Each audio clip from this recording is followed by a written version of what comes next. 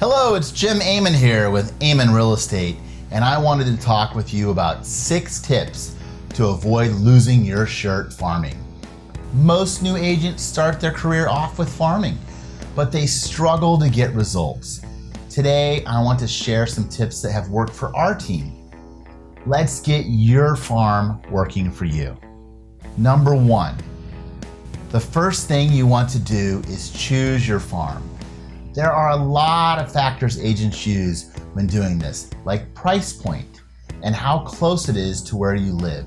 But the most important factor is what is the turnover rate or absorption rate in the neighborhood you want to farm.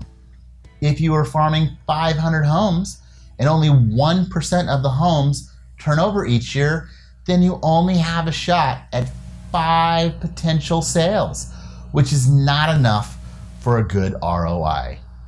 Most coaches will say you should be farming neighborhoods with a 7% turnover rate. Unfortunately, in our current market, we have a very low inventory, so you may not be able to find a neighborhood with 7%. In our current market, I would try for a minimum of 4%. If it is under 4%, it gets really difficult to get a good ROI. If you're at 4% in our current market, that should rise to closer to 7% as inventory improves in the next couple of years. The easiest way to determine the turnover rate is to call the marketing or new business department at your title company. Personally, I work with Jennifer Vicari at Fidelity National Title, and she is awesome. If you call her at 916-616-6755 and let her know that Jim referred you, I am sure she would be happy to assist you. Number 2, everyone wants immediate results. But when it comes to farming, my coach, Anita Hodges, always tells me that I have to make a deposit before I see results. Your deposit is the time that you spend in your farm doing things like mailers, newsletters, community projects, organizing neighborhood events, or neighborhood improvements. You must make a deposit or plant seeds in your farm before those seeds can grow into fruit.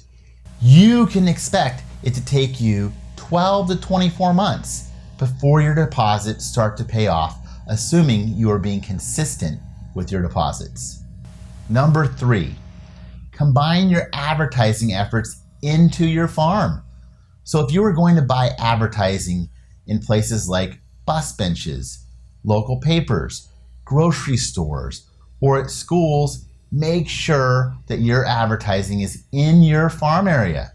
The more places people in your farm see you, the more you will be solidified in their heads as the go-to agent in their neighborhood. Number 4, do a neighborhood newsletter. I would suggest putting together a newsletter once per quarter that you drop on the porch of each home in your farm. Make sure your picture and your logo are on the newsletter. Make sure you have specific information about your farm. Things like events happening in the neighborhood and sold info and closed stats within the neighborhood, and also trends in the local market. I would also include success articles about you that have happened in the neighborhood, and of course include photos as well. Number 5, door knocking. I am not going to spend a lot of time on this, as this is a lengthy discussion of all the do's and don'ts. I always give my team a CD called The Art of Door Knocking by Chuck Manley. You can pick it up or order it from the Sacramento Association of Realtors. Chuck Manley made millions doing door knocking locally in Sacramento. And while the CD is in a little bit of a monotone voice, there are some great ideas on it that you can learn from. Number 6, don't buy boring postcards from an online vendor. They are cookie cutter and they will go straight into the garbage can without anyone even noticing your name. I spend several hours each month designing a custom themed and oversized card for myself and my team. Follow Amen Real Estate or me on Facebook and you can see some examples of what I do.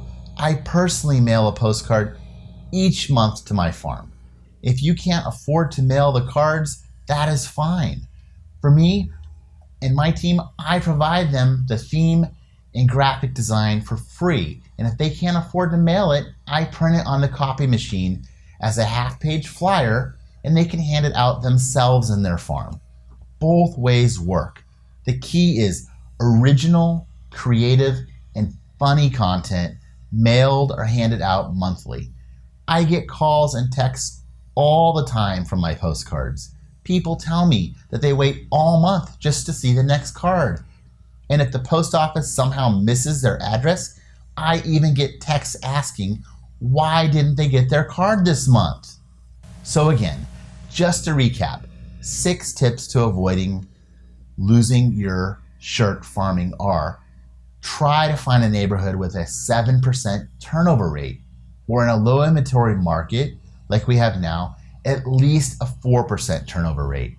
Make consistent deposits into your farm, and in 12 to 24 months, you will see results. Combine your advertising so it's all on your farm. Do a quarterly newsletter and listen to the Art of Door Knocking CD and create original, humorous monthly postcards. I hope you enjoyed today's 6 tips to avoid losing your shirt farming. Feel free to email me with any questions on today's discussion. Again, I am Jim Amen with Amen Real Estate. Check back soon for more tips.